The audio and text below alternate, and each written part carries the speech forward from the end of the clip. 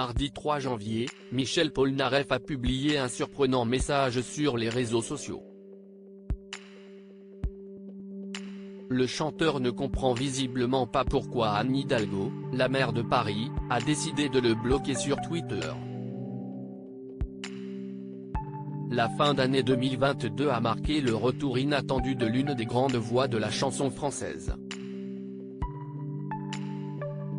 4 ans après son dernier album, qui marquait déjà son retour à la musique après presque 30 ans d'absence, Michel Polnareff a décidé d'offrir un album de reprise de ses plus grands tubes en piano-voix.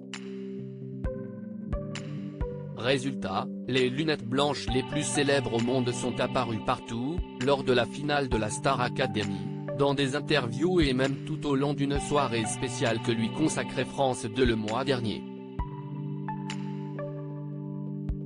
Une soirée qui avait d'ailleurs déçu ses fans, puisque le chanteur de 78 ans a semblé avoir eu recours au playback pour la plupart de ses prestations. Quelques jours plus tard, CIST sur la scène des W9 d'or qu'il faisait à nouveau des siennes, se moquant de Marc Lavoine pour son bisou devenu célèbre lors de la finale de la Star AC. Très étonné par cette réaction, mais le retour de Michel Polnareff s'est aussi traduit par une présence accrue sur les réseaux sociaux, où il n'hésite pas à donner son avis sur l'actualité, lui qui avait notamment taclé le système fiscal français après avoir décidé de s'exiler aux États-Unis.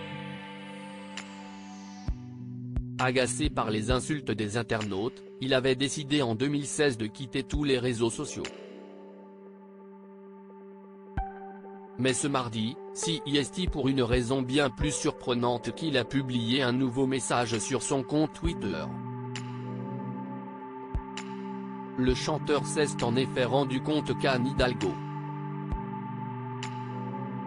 avait bloqué son compte, l'empêchant de voir ou de commenter son contenu.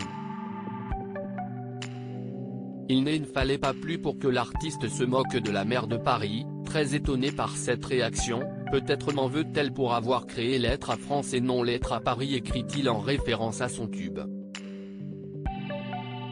Après avoir traduit pour une étonnante raison son message en espagnol, une pique aux origines de l'ancienne candidate à l'Élysée, Michel Polnareff conclut avec un jeu de mots, mais dans tous les cas de figure, ça pèse Delton, ajoute-t-il. Aussi lunaire que son univers.